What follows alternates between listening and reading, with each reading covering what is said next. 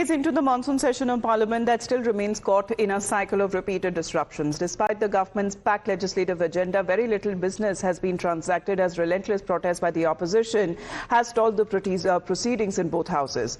Now on day 4, the focus that shifts once again to the Soil Centre's proposed Vande Mataram Bill, which is expected to be tabled once. What we are looking at amid the indications of another political showdown, where the proposed bill that seeks to amend the Prevention of the Insults to the National Honours Act 1971 and bring the national song under its legal protection. If passed, then insulting Vande Mataram or deliberately disrespecting it could become a punishable offence. And when it comes to the bill, which also proposes action against those who prevent, block or disrupt the singing of the national song.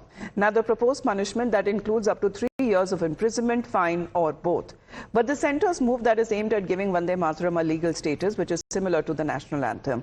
As per government sources, it will help promote the national song as a symbol of national pride and respect, and it also seeks to highlight the historic role of Vande Mataram in India's freedom movement when it became a powerful symbol of independence struggle.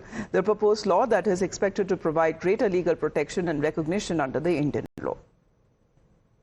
Now, the proposed bill, which is likely to amend the Prevention of Insults to the National Honour Act 1971. So let's understand exactly what this law is entailing.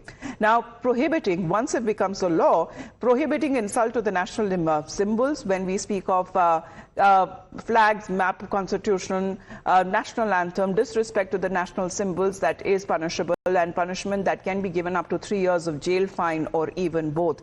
But this proposal once again has brought the focus back on political debate around the national song. Over the years, several opposition leaders have expressed their views, and especially over making its full rendition compulsory or giving it the same status as the national anthem. Now, this is coming in from several leaders in the opposition who have in a way suggested, saying that cannot be forced to sing the entire national song, and saying that Vande Mataram constitutes of deity worship, and this is something which is coming in from Asauddin Owaisi as well. We are now looking at multiple leaders there who have voiced their opinion and their restriction when it comes to singing the full rendition of the Vande Mataram.